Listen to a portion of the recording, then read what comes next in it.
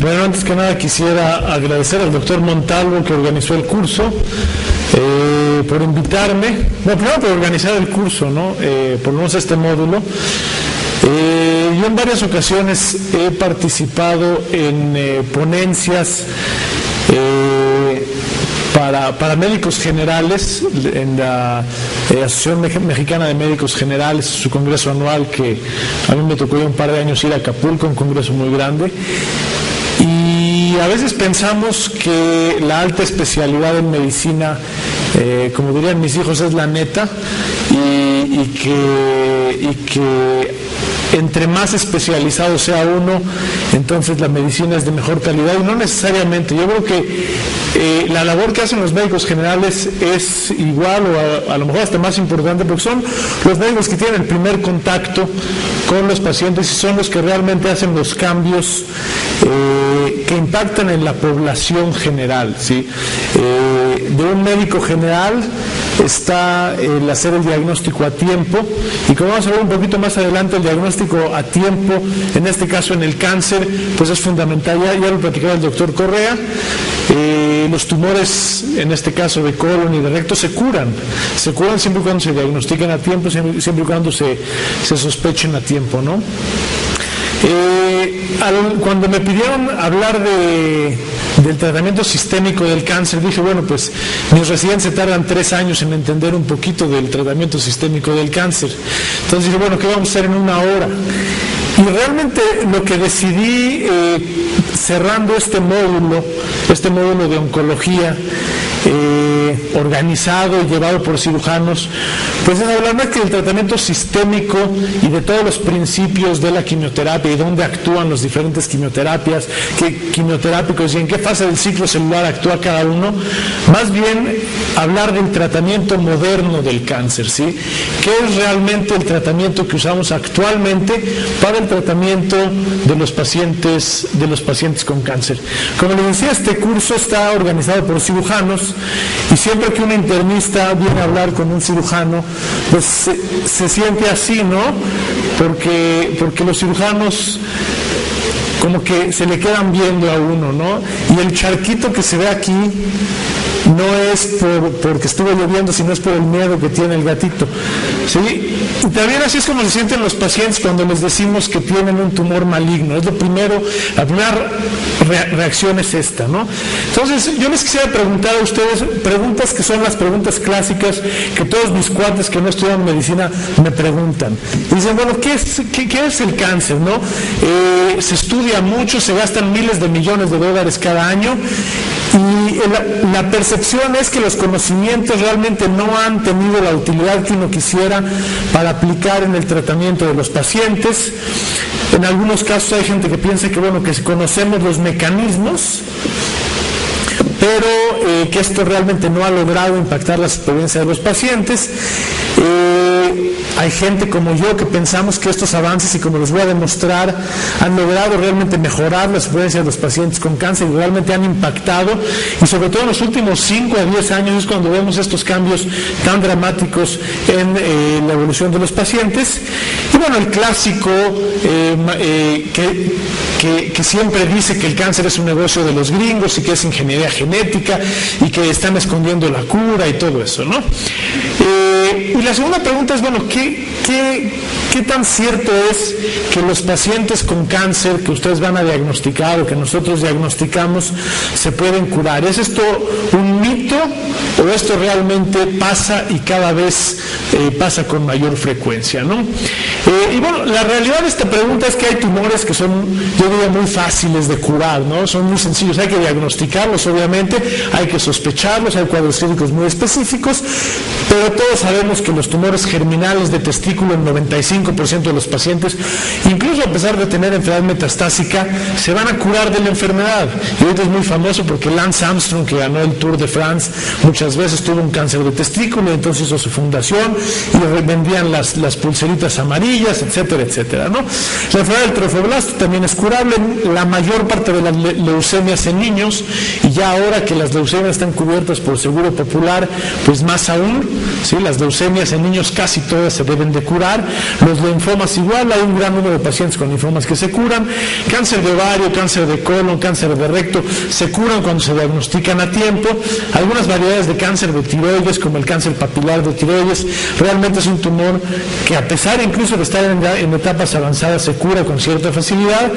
Y bueno, ya señalábamos algunos de los tumores pediátricos que en general se curan con relativa facilidad y en altos porcentajes. Sin embargo, el cáncer sigue siendo un problema de salud a nivel mundial. Es la segunda causa de muerte en la población adulta. Aquí vemos, estas son cifras de Estados Unidos de hace ya 10 años, y esto incluso ha tendido a aumentar al 26% actualmente, pero el cáncer es la segunda causa, solamente después de enfermedades cardíacas, de muerte en la edad adulta. Entonces, pues a pesar de que la diapositiva anterior decía que hay tumores que se curan, sigue siendo una causa importante de muerte y también de consulta. El 30% de los pacientes hospitalizados en cualquier hospital de alto flujo de pacientes, o sea que tenga más de 200 camas, las estadísticas dicen que entre el 30 y 40% de los internamientos son en pacientes oncológicos. O sea, es una entidad, es un grupo de enfermedades que vamos a estar viendo cada vez con mayor frecuencia y que hay que darle su importancia.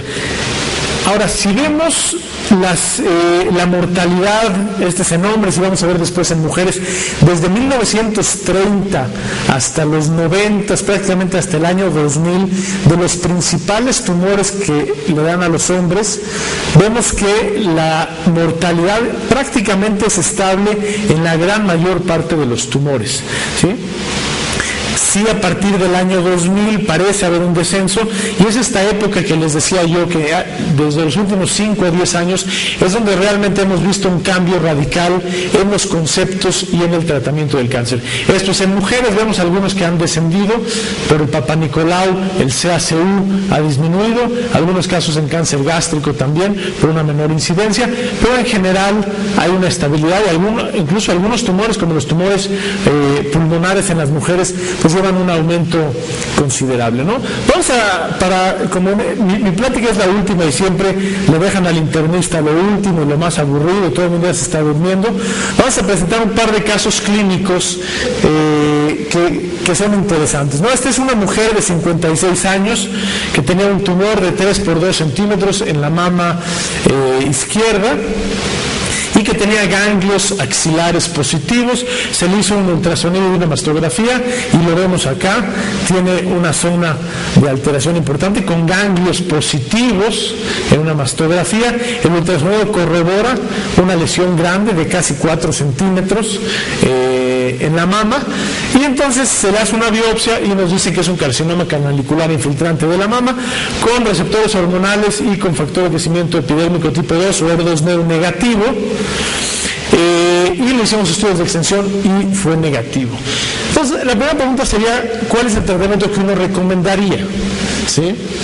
Si estuviéramos hace 10 años, la mayor parte de la gente, y todavía hay muchos sitios donde se sigue haciendo esto, indicarían de entrada una mastectomía radical. No importa, la paciente a pesar de tener 50 años deberían, ¿sabe qué? No importa la estética, le tenemos que hacer una cirugía, una mutilación completa de la mama, quitarle los ganglios y después ver qué pasa.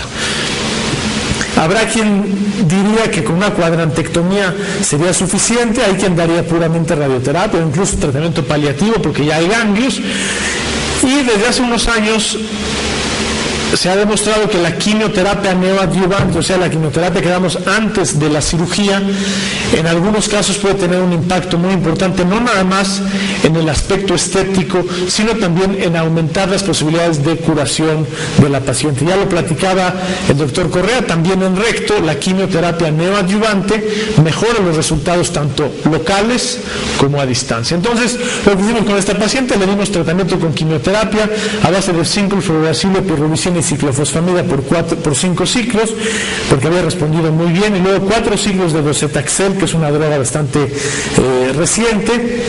Clínicamente tuvo una disminución espectacular, se le quitaron los ganglios de la axila y la lesión mamaria de 4 centímetros bajó a medio centímetro. Aquí vemos el ultrasonido de esta lesión tan grande, queda esta lesión ya no palpable con esta área de fibrosis que vemos alrededor. ¿Sí? Podemos seguir que es una respuesta prácticamente completa.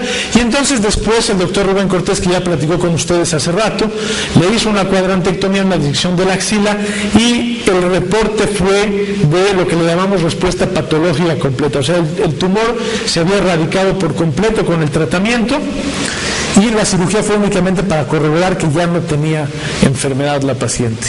Después recibió radioterapia adyuvante y desde el 2008 la paciente está curada prácticamente, llevamos más de 4 años en vigilancia, la paciente está curada por haber recibido la quimioterapia antes de la cirugía. Lo único que hicimos fue cambiar el orden, darle las drogas más activas que hay y logramos una curación. Las posibilidades de que esta paciente recaiga en los próximos 10 años es del 4%, solamente 4 de cada 100 pacientes van a recaer, el resto de las pacientes que tengan respuesta patológica completa está curada de la enfermedad.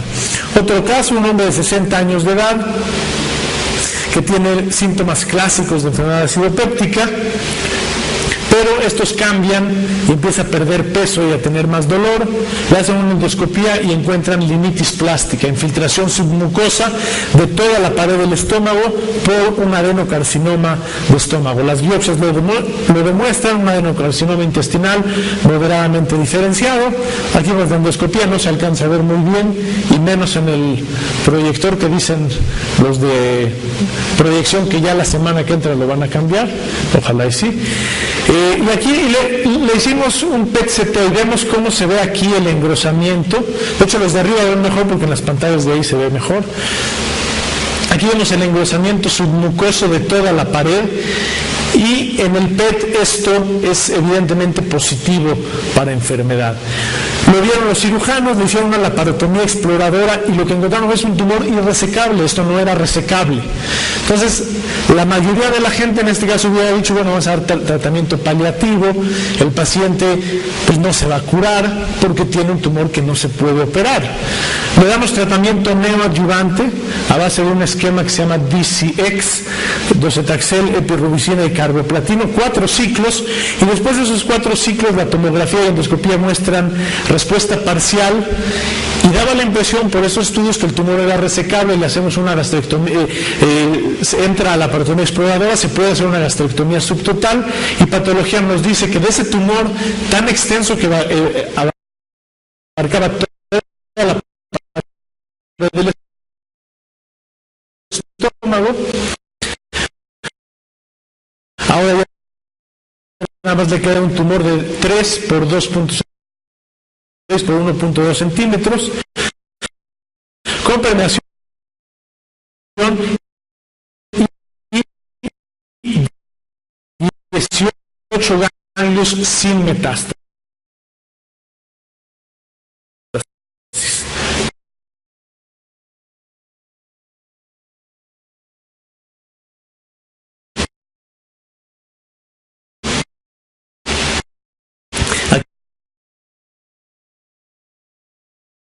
Aquí vemos su evolución 4 años después.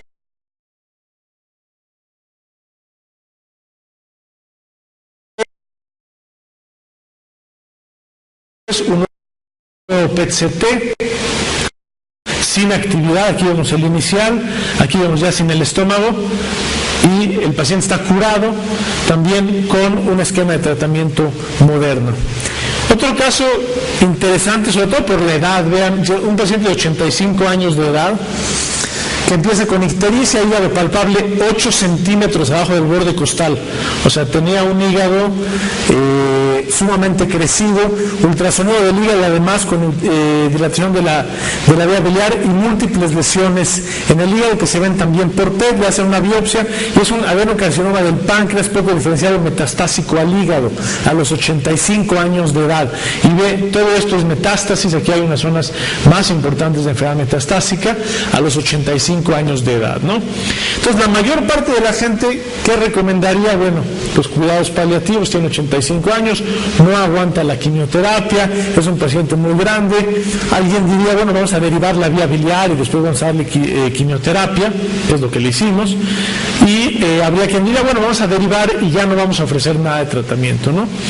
Y esto en general es por la edad del paciente. A los 85 años, la mayor parte de la gente ya no ofrece un tratamiento, y este concepto también ha cambiado en los últimos 5 años, ¿sí? La edad cronológica no es la que debe definir el tratamiento que debe recibir un paciente. Este paciente caminaba 10 kilómetros todos los días. Mi papá, por ejemplo, tiene 78 años y sigue operando, es cirujano de tórax, y él sigue trabajando y sigue operando. Y si tuviera algo así, definitivamente decirle, ¿sabe qué? Es que usted ya tiene casi 80 años, ya no le vamos a hacer nada, creo que no es viable en el siglo XXI, en la época en la que estamos actualmente, ¿no? Tenía un CA19, un marcador tumoral de más de 200.000 al diagnóstico. Se derivó la vía biliar, se normalizaron las bilirrubinas y empezó quimioterapia con una tolerancia extraordinaria. Pocos pacientes han tolerado así la quimioterapia. Llevamos 16 ciclos de tratamiento con quimioterapia, ¿sí? El paciente no ha perdido el cabello, se ha normalizado, vean, de 225.000 a 49, el CA19-9, y el último PET-CT, 18 meses después del diagnóstico, está limpio el hígado, este es el inicial, este es el de ahora, y el paciente otra vez está caminando 10 kilómetros todos los días, ya tiene 87 años, posiblemente se vaya a morir de otra cosa, y el paciente está controlado de su enfermedad. El último caso clínico que les quiero presentar es este de una mujer de 66 años. En el 2002, de hace 10 años, le diagnosticaron un cáncer renal. En esa ocasión estaba localizado, pero era un tumor grande que invadía la grasa perirenal, era un estadio 3. Y se quedó en vigilancia. En el 2005 llegó con nosotros porque en una tomografía de seguimiento le encontraron nódulos pulmonares. Como ya les había adelantado el doctor Correa, aunque él no ve cáncer renal, pero es lo mismo para cáncer renal, cuando hay oligometástasis, estos 3 nodulitos, está indicado cirugía. Esta paciente fue sometida a resección, le quitaron 5 lesiones, primero el lado derecho, luego el lado izquierdo, y estuvo 1 año sin actividad de la enfermedad. Pero 1 año después, en la tomografía, ahí sí tenía derrame pleural, como vemos, y múltiples nodulitos pulmonares que se ven aquí irresecables. Eran tantos que ya no tenía caso resecar a la paciente. Y entonces empezó con una droga que en esa época, estamos hablando del 2006, era una droga muy nueva, sunitinib, que es una droga oral, no es un quimioterápico, es una terapia biológica en contra del cáncer renal. Después de 3 ciclos, la tomografía mostró respuesta parcial, y desde entonces se le quitó el derrame pleural, y hasta la fecha, o sea, 5 años después, está con enfermedad estable. Sigue con la droga, sigue recibiendo el tratamiento y está con una calidad de vida extraordinaria, tomando un medicamento oral que toma 4 semanas sí, 2 semanas de descanso, y la paciente está sin progresión.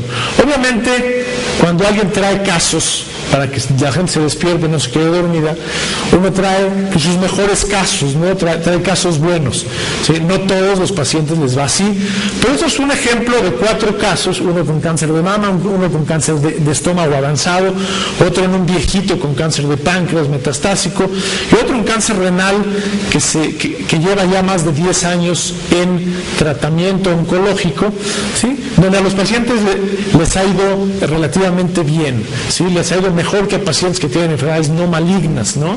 Les ha ido mejor que a pacientes que tienen insuficiencia renal crónica y que tienen diabetes, que requieren amputaciones y otro tipo de cosas. Entonces, a lo que voy es a que esto ha sido probablemente por lo que ya decía hace 2 siglos, decía el doctor Osler, donde Pero si él hubiera soñado con los tratamientos que tenemos ahora, yo creo que lo hubieran quemado vivo pensando en que pues ya se le había metido el demonio o alguna cosa así, ¿no? Pero realmente lo que hace la diferencia y lo que estamos viendo actualmente en medicina es realmente un arte de personalizar el tratamiento para cada uno de los pacientes. Y el tratamiento moderno de los tumores, como ya se los decía el doctor Correa, pues es el abordaje multidisciplinario y la incorporación en el momento adecuado probablemente del tratamiento sistémico. Integrar la cirugía, la radioterapia, la quimioterapia, inmuno y hormono, que es la que teníamos ahora, con los nuevos tratamientos, que vamos a platicar un poquito más de ellos, de los agentes biológicos dirigidos, de las mejores combinaciones, evaluando los mecanismos moleculares de los tumores para dar el mejor tratamiento de los pacientes. Y esto se ha podido por el estudio de todos los factores que están involucrados en el desarrollo del cáncer, ¿sí? Los factores genéticos como los genes de susceptibilidad, las alteraciones en los genes supresores, los oncogenes, los receptores de factores de crecimiento y los nuevos factores de crecimiento que hacen que los tumores crezcan, los mecanismos que tienen las células para adherirse unas a otras e invadir los órganos y provocar metástasis, y finalmente la incorporación y la proliferación a través del ciclo celular y formación de vasos sanguíneos. Si podemos lograr un ajuste de todos estos factores, entonces podríamos probablemente eventualmente controlar este grupo de enfermedades que se llaman cáncer. Uno de los problemas principales de los tumores y del cáncer es que la transformación maligna que lleva de una célula normal a 2 células monoclonales malignas y después a 4, 8, 16 y así, esto todo pasa inadvertido y desapercibido. Y cuando ya tenemos un nódulo de 1 centímetro, el tumor tiene 1 billón de células.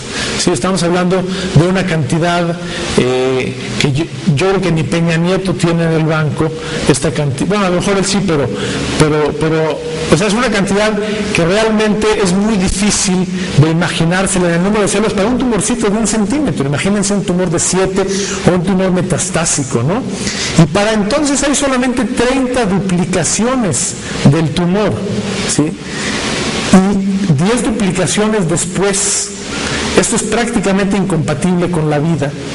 Y 1 o 2 después, esto ya lleva a la muerte al paciente. Entonces, todo esto pasa inadvertido y nuestro papel es tratar de identificarlo en el mejor momento y de identificar todos estos criterios para poder decidir cuál es el tratamiento de los pacientes.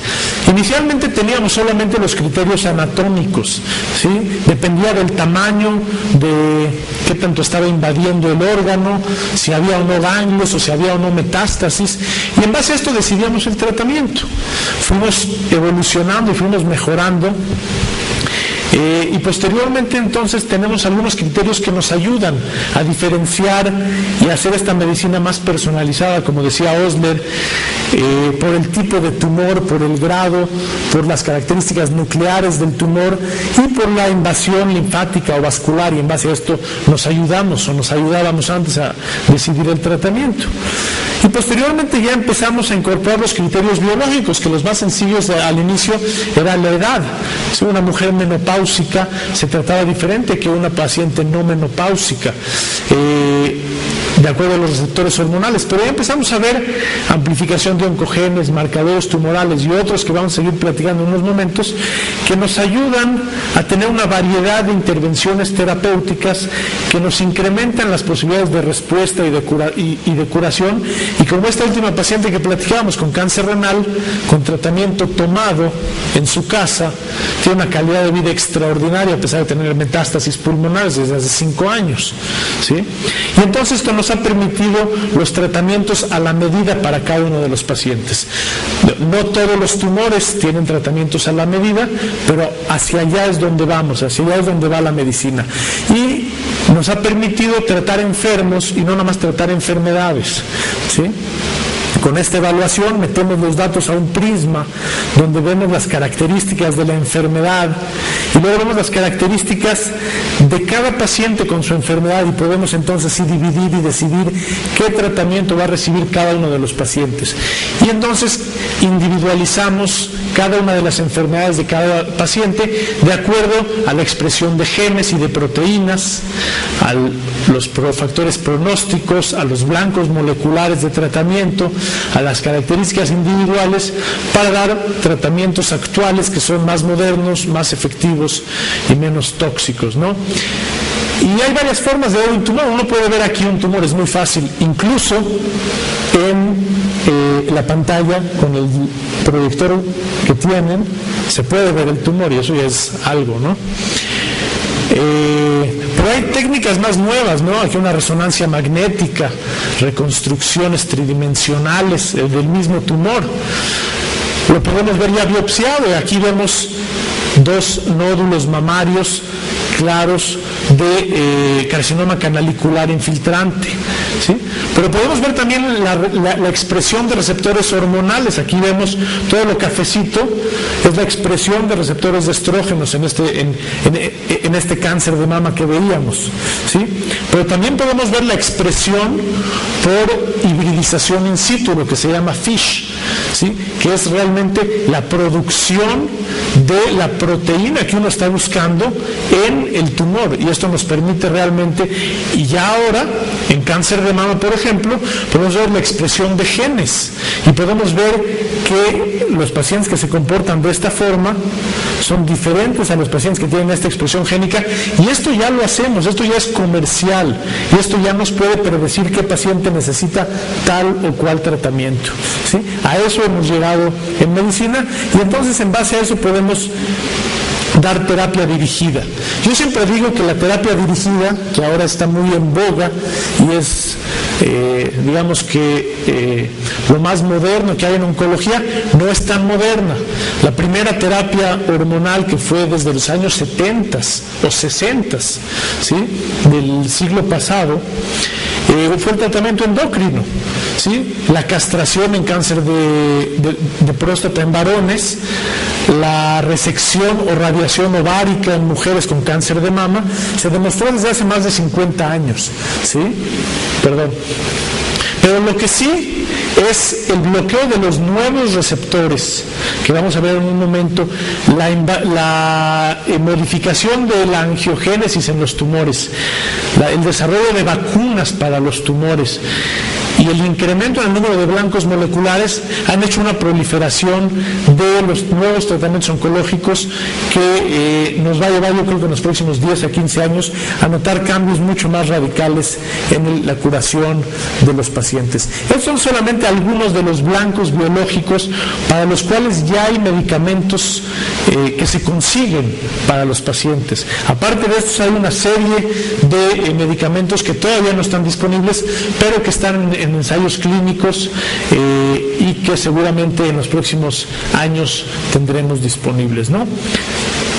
Entonces, como ya decía Osler, que la medicina, y en este caso la oncología, es un arte, pues podemos ver también una imagen de diferentes formas, ¿sí? Esto sería aplicarle inmunohistoquímica a la Mona Lisa, ¿sí?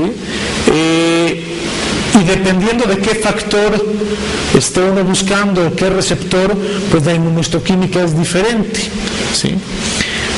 Pero lo que también podríamos hacer es agarrar a la Mona Lisa y hacer una revisión ya no nada más de la inmunohistoquímica, sino de la expresión genética que tiene, ¿sí? Y esto nos lleva a lo que ya es ahora una realidad en cáncer de mama, por ejemplo, ¿sí?, donde vemos patrones distintos. Estos son, cada línea vertical es un paciente, ¿sí?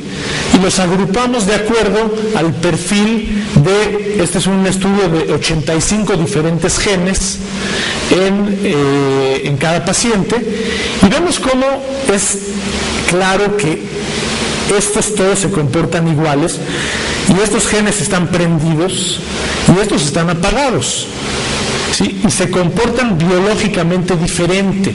Y eso es lo interesante. Y como se comportan biológicamente diferente, entonces su tratamiento es completamente distinto, ¿sí? Y ya la clasificación actual en cáncer de mama ya no va tan sencilla como los que tienen receptores hormonales positivos o receptores hormonales negativos, sino ya es un grupo de pacientes que se caracterizan por la expresión de grupos de genes. Si vemos aquí, estos se comportan de una forma, estos de otra, estos, y cada uno, este es el luminal A, el normal, luminal B, basal y el HERB2, y es de acuerdo al grupo de genes que expresan, y en base a esto, entonces nosotros ahora diseñamos los tratamientos.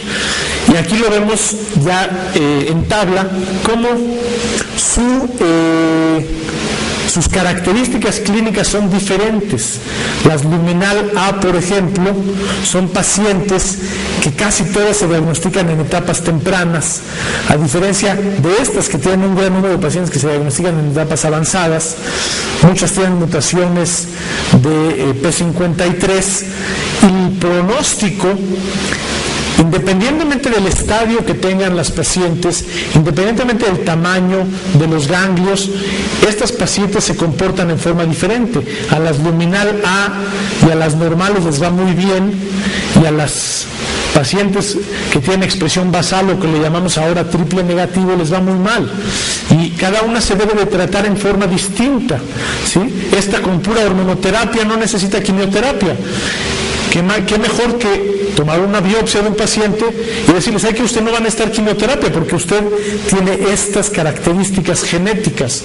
Entonces le ahorramos la quimioterapia a una paciente. Ahora, si lo vemos eso magnificado en una población, en una institución como esta, como el Seguro Social, y pudiéramos hacer este perfil genético a todas las pacientes, y a todas las que sean luminal A no les vamos a dar quimioterapia, entonces nos vamos a ahorrar todo ese dinero porque no necesitan la quimioterapia, y podemos invertirlo en darle un mejor tratamiento a estas pacientes que sí requieren quimioterapia, y además terapias biológicas con anticuerpos, ¿sí?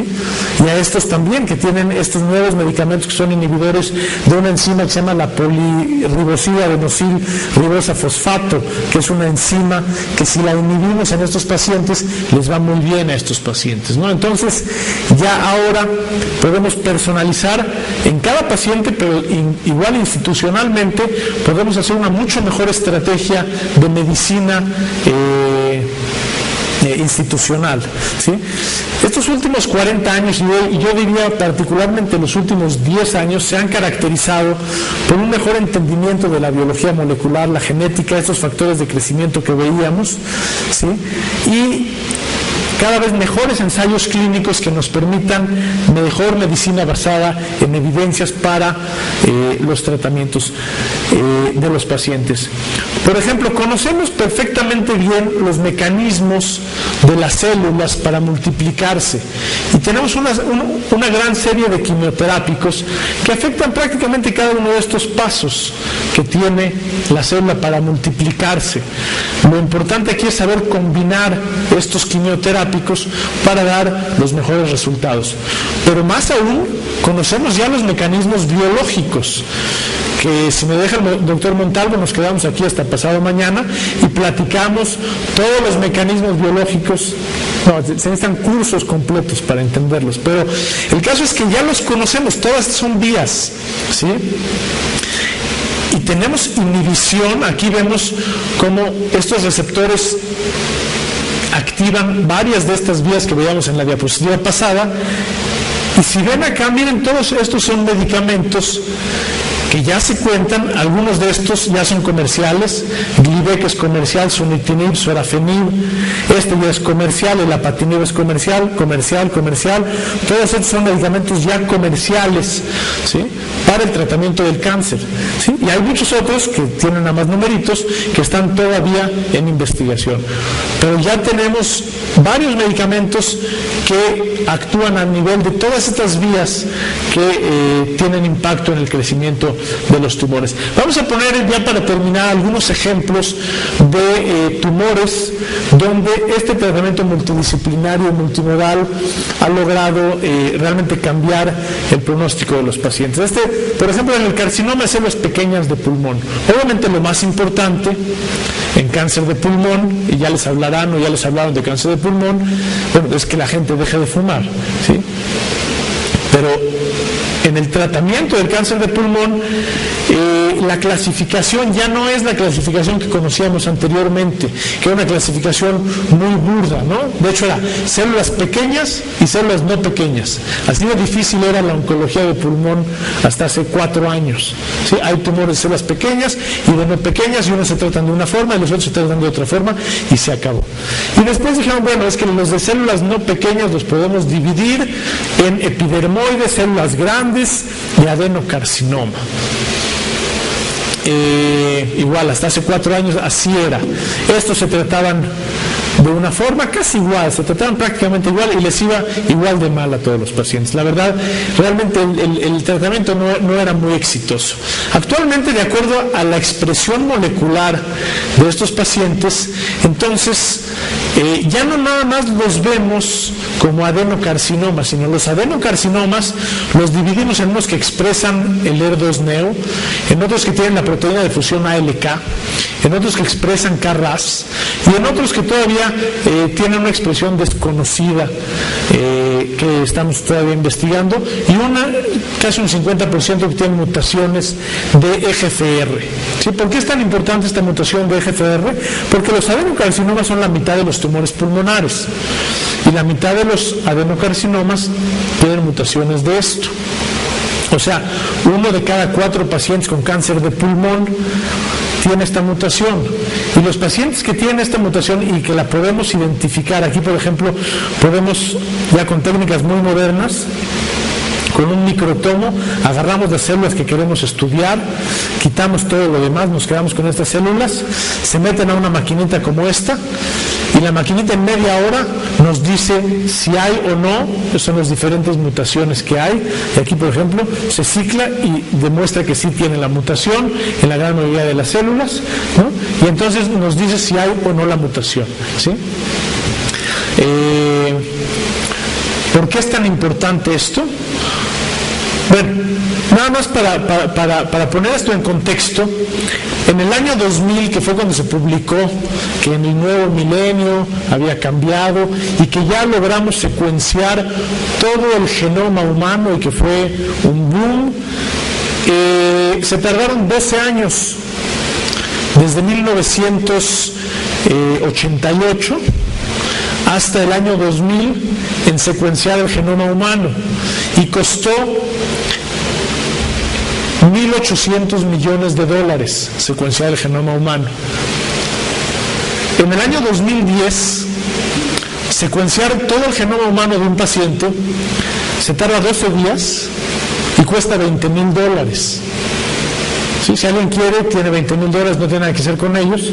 Pero bueno, ahora ya es más barato incluso, si alguien quiere secuenciar todo su genoma. Entonces, tarda 3 días y le cuesta $3,000. Y seguramente dentro de 2 años va a tardar un día y va a costar $1,000. ¿Sí? Esta es la velocidad a la que ha avanzado la medicina, la sofisticación de la medicina en 12 años. ¿Sí? Y esto nos permite identificar todas estas mutaciones que le estaba yo señalando. Y regresando a la mutación de EGFR, antes todo paciente con cáncer de pulmón metastásico se trataba con quimioterapia y su tiempo a la progresión era de alrededor de 4 meses y su supervivencia era realmente corta. La mayoría de los pacientes no llegaban al año de supervivencia.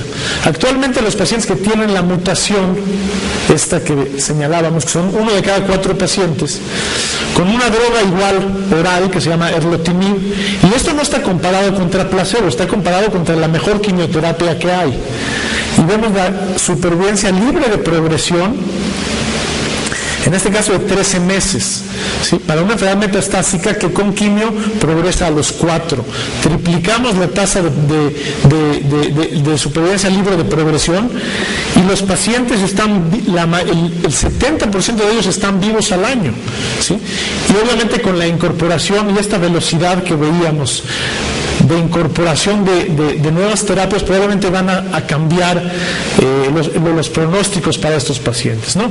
Cáncer renal, bueno, ya les ponía un caso clínico, ¿sí? Donde el mecanismo es diferente, no es un receptor de factor de crecimiento, es la angiogénesis. Este es el tejido normal, donde vemos los capilares, es una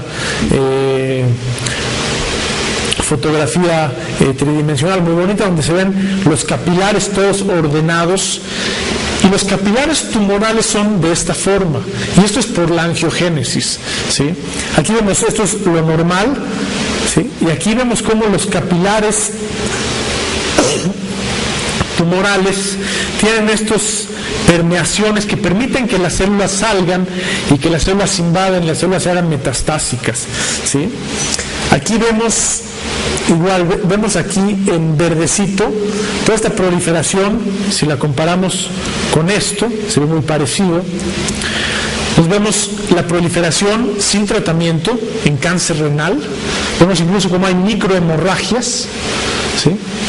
Y con un inhibidor de angiogénesis, en este caso sunitinib, después de 3 semanas de tratamiento, vean cómo la proliferación de vasos sanguíneos disminuye en forma dramática. Y esto se ve en un tumor implantado en un ratoncito. Vemos el tumor muy vascularizado, sin tratamiento, 13 semanas, creció a este tamaño, después de implantar solamente células.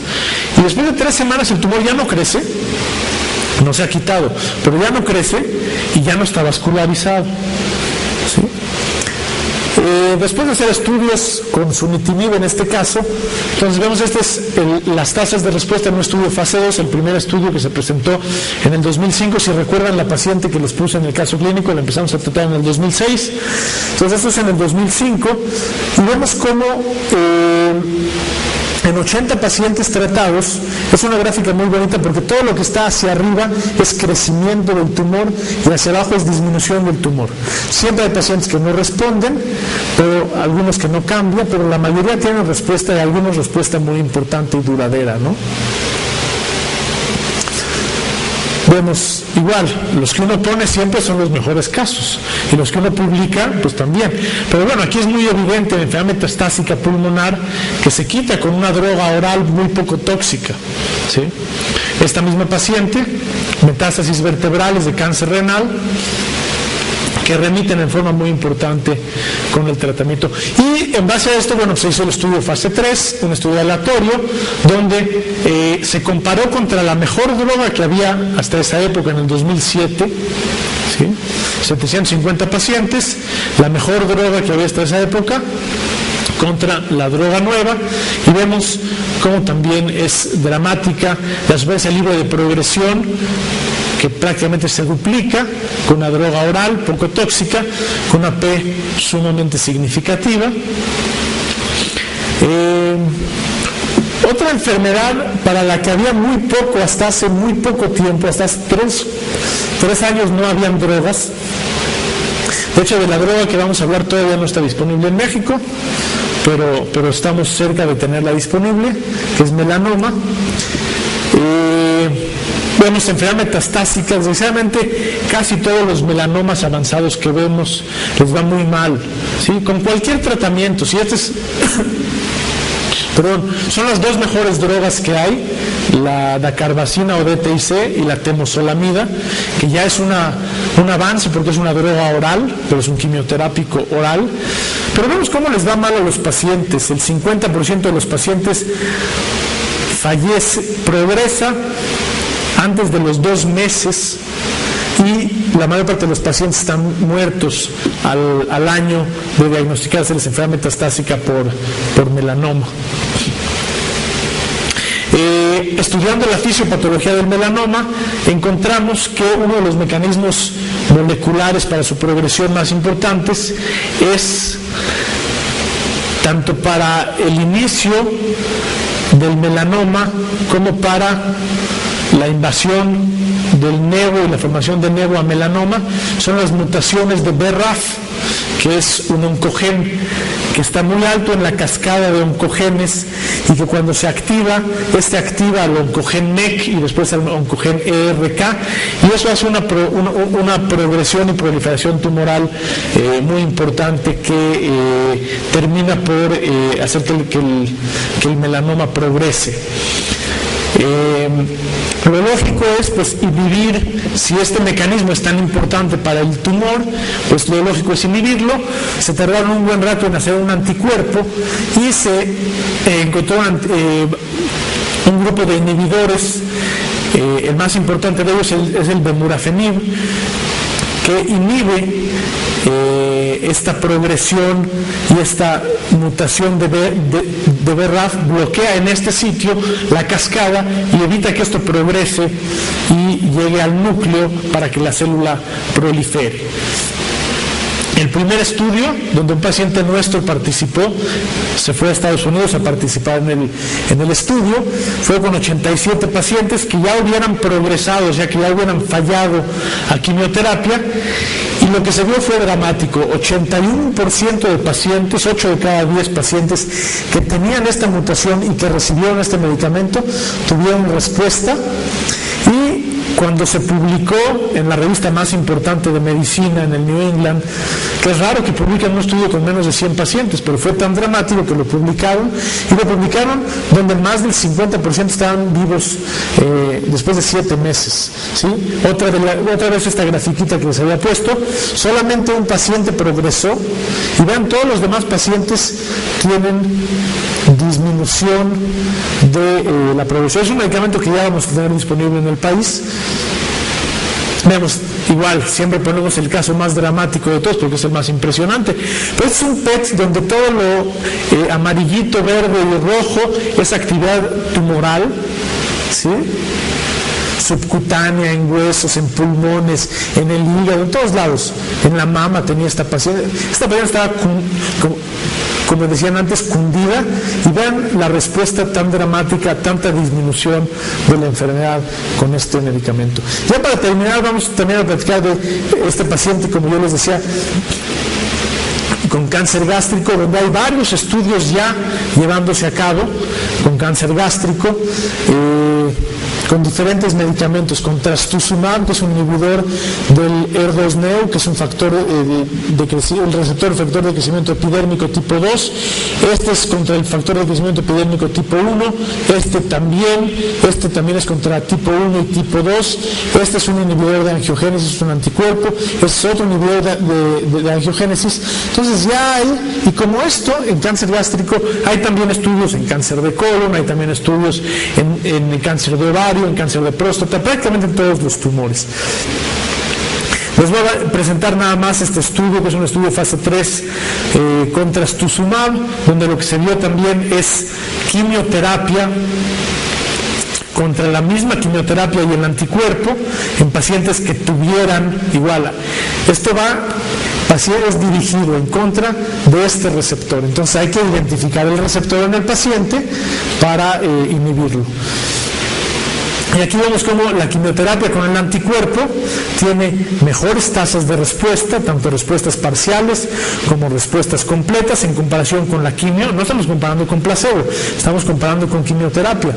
Y aquí vemos, por ejemplo, esta es una gran metástasis, engrosamiento de todo el peritoneo por metástasis peritoneales. Después de 6 meses de tratamiento esto revierte, ¿sí? Engrosamiento también, una lesión intraabdominal que disminuye considerablemente de tamaño, ¿sí? Es un paciente nuestro, ¿sí?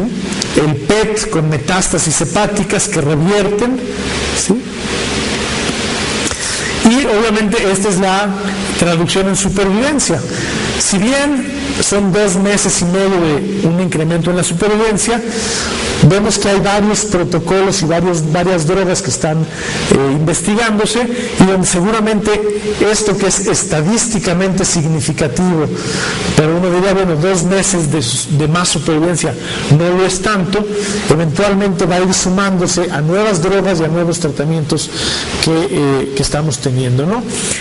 Estos son solamente algunos de los ejemplos de los tumores para los que hay drogas nuevas y drogas que cada vez se van incorporando y que se van juntando con la quimioterapia y que nos van permitiendo estos tratamientos que antes eran un sueño y que son tratamientos dirigidos actualmente. En el futuro, y yo creo que este futuro, como hemos visto, va a ser un futuro cercano, vamos a poder tener diagnósticos más precisos y en base a estos, no nada más diagnósticos más precisos clínicos o radiológicos o histológicos, sino también moleculares, y nos va a permitir ofrecer tratamientos más efectivos. Y entonces seleccionar tratamientos específicos para cada enfermedad y para cada paciente, con blancos claros, menos tóxicos y con mejores resultados. Como les decía, predecir el riesgo y saber quién necesita y quién no necesita quimioterapia, porque las pacientes con cáncer de mama operadas, la mayoría están curadas sin quimioterapia, pero hay que saber quién está curado y quién necesita tratamiento, y entonces esto incorporado también en medicina preventiva. Y entonces esto nos va a permitir obviamente mejorar, manejar la enfermedad de forma más efectiva, eliminar, como les decía, el tratamiento innecesario y ajustar los tratamientos y darle el tratamiento ideal a cada uno de los pacientes. Siempre nos preguntan y les van a preguntar a ustedes, todo el mundo, y a mí más porque soy oncólogo, pero siempre, si se cura el cáncer, no se cura el cáncer. Y bueno, ya se curaba, ¿sí? Con los tratamientos que teníamos, quimioterapia, radioterapia, cirugía, bien incorporados en su momento, pues sí logramos atacar un número importante de pacientes y curar un número importante de tumores. Pero si comparamos el tumor y vemos que lo que vemos del tumor, como veíamos de estas multiplicaciones, y vemos que la mayor parte del tumor está oculto y tenemos toda una serie de procesos de iniciación, mutaciones, progresiones y promociones tumorales que están atrás del tumor, pues lo que hay que hacer es tratar de ir en contra de esto, con tratamiento oportuno, insistir en prevención. A mí me tocó ahora hablar del tratamiento. Me gustaría también, y siempre es bueno, y hacer hincapié en el diagnóstico temprano y en la prevención, porque eso es probablemente más importante que los tratamientos que estamos hablando ahorita. Pero si logramos incorporar todo esto, tratamiento dirigido, tratamiento oportuno, el diagnóstico precoz y la prevención, con los tratamientos que ya teníamos, y lo logramos atacar, entonces probablemente sí, entonces nuestro futuro cercano va a ser la erradicación completa de los tumores. Y eso es obviamente lo que buscamos. Los tumores se curan más, se curan mejor, se diagnostican más a tiempo, y esto pues idealmente va a tener, y ya lo estamos viendo estadísticamente, un impacto en la supervivencia de nuestros pacientes y de la población general. Muchas gracias. Cerrando este módulo de oncología, organizado y llevado por cirujanos, pues es hablar más que del tratamiento sistémico y de todos los principios de la quimioterapia y dónde actúan los diferentes quimioterapias, qué quimioterápicos y en qué fase del ciclo celular actúa cada uno. Más bien hablar del tratamiento moderno del cáncer, ¿sí? ¿Qué es realmente el tratamiento que usamos actualmente para el tratamiento de los pacientes con cáncer? Como les decía, este curso está organizado por cirujanos, y siempre que un internista viene a hablar con un cirujano, pues se siente así, ¿no? Porque los cirujanos como que se le quedan viendo a uno, ¿no? Y el charquito que se ve aquí no es porque estuvo lloviendo, sino es por el miedo que tiene el gatito, ¿sí? Y también así es como se sienten los pacientes cuando les decimos que tienen un tumor maligno. Es la primera reacción es esta, ¿no? Entonces, yo les quisiera preguntar a ustedes preguntas que son las preguntas clásicas que todos mis cuates que no estudian medicina me preguntan. Y dicen, bueno, ¿qué es el cáncer, no? Se estudia mucho, se gastan miles de millones de dólares cada año, y la percepción es que los conocimientos realmente no han tenido la utilidad que uno quisiera para aplicar en el tratamiento de los pacientes. En algunos casos hay gente que piensa que, bueno, que conocemos los mecanismos, pero que esto realmente no ha logrado impactar la supervivencia de los pacientes. hay gente como yo que pensamos que estos avances, y como les voy a demostrar, han logrado realmente mejorar la supervivencia de los pacientes con cáncer. Pero el Papa Nicolau, el CACU ha disminuido, algunos casos en cáncer gástrico también, por una menor incidencia, pero en general hay una estabilidad, y incluso algunos tumores, como los tumores pulmonares en las mujeres, pues llevan un aumento considerable, ¿no? Vamos como mi plática es la última y siempre le dejan al internista lo último, lo más aburrido, todo el mundo ya se está durmiendo. Vamos a presentar un par de casos clínicos que son interesantes, ¿no? Esta es una mujer de 56 años que tenía un tumor de 3 por 2 centímetros en la mama izquierda, y que tenía ganglios axilares positivos. Se le hizo un ultrasonido y una mastografía, y lo vemos acá, tiene una zona de alteración importante con ganglios positivos en una mastografía. El ultrasonido corrobora una lesión grande de casi 4 centímetros en la mama, y entonces se le hace una biopsia y nos dice que es un carcinoma canalicular infiltrante de la mama con receptores hormonales y con factor de crecimiento epidérmico tipo 2 o ER2 negativo. Y le hicimos estudios de extensión y fue negativo. Entonces, la primera pregunta sería, ¿cuál es el tratamiento que uno recomendaría? ¿Sí? Si estuviéramos hace 10 años, la mayor parte de la gente, y todavía hay muchos sitios donde se sigue haciendo esto, indicarían de entrada una mastectomía radical. No importa, la paciente a pesar de tener 50 años le dirían, ¿sabe qué? No importa la estética, le tenemos que hacer una cirugía, una mutilación completa de la mama, quitarle los ganglios y después ver qué pasa. Habrá quien diría que con una cuadranteral se curan con relativa facilidad y en altos porcentajes. Sin embargo, el cáncer sigue siendo un problema de salud a nivel mundial. Es la segunda causa de muerte en la población adulta. Aquí vemos, estas son cifras de Estados Unidos de hace ya 10 años, y esto incluso ha tendido a aumentar al 26% actualmente, pero el cáncer es la segunda causa, solamente después de enfermedades cardíacas, de muerte en la edad adulta. Entonces, pues a pesar de que la diapositiva anterior decía que hay tumores que se curan, sigue siendo una causa importante de muerte y también de consulta. El 30% de los pacientes hospitalizados en cualquier hospital de alto flujo de pacientes, o sea que tenga más de 200 camas, las estadísticas dicen que entre el 30 y 40% de los internamientos son en pacientes oncológicos. O sea, es una entidad, es un grupo de enfermedades que vamos a estar viendo cada vez con mayor frecuencia y que hay que darle su importancia. Ahora, si vemos la mortalidad, este es en hombres y vamos a ver después en mujeres, desde 1930 hasta los 90, prácticamente hasta el año 2000, de los principales tumores que le dan a los hombres, vemos que la mortalidad prácticamente es estable en la gran mayor parte de los tumores, ¿sí? Sí, a partir del año 2000 parece haber un descenso, y es esta época que les decía yo que desde los últimos 5 a 10 años es donde realmente hemos visto un cambio radical en los conceptos y en el tratamiento del cáncer. Estos en mujeres vemos algunos que han descendido. Bueno, antes que nada quisiera agradecer al doctor Montalvo que organizó el curso, por invitarme, primero por organizar el curso, ¿no? Por lo menos este módulo. Yo en varias ocasiones he participado en ponencias para médicos generales en la Asociación Mexicana de Médicos Generales, su congreso anual, que a mí me tocó ya un par de años ir a Acapulco, un congreso muy grande. Y a veces pensamos que la alta especialidad en medicina, como dirían mis hijos, es la neta, y que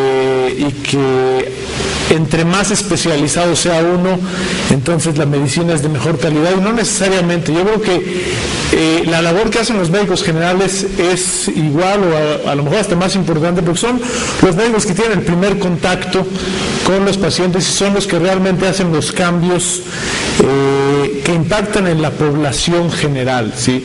De un médico general está el hacer el diagnóstico a tiempo, y como vamos a ver un poquito más adelante, el diagnóstico a tiempo, en este caso en el cáncer, pues es fundamental. Ya lo platicaba el doctor Correa. Los tumores, en este caso de colon y de recto, se curan siempre y cuando se diagnostiquen a tiempo, siempre y cuando se sospechen a tiempo, ¿no?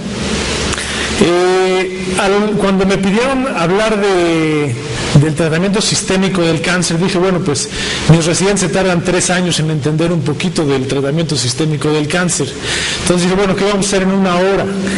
Y realmente lo que decidí realmente han impactado, y sobre todo en los últimos 5 a 10 años es cuando vemos estos cambios tan dramáticos en la evolución de los pacientes.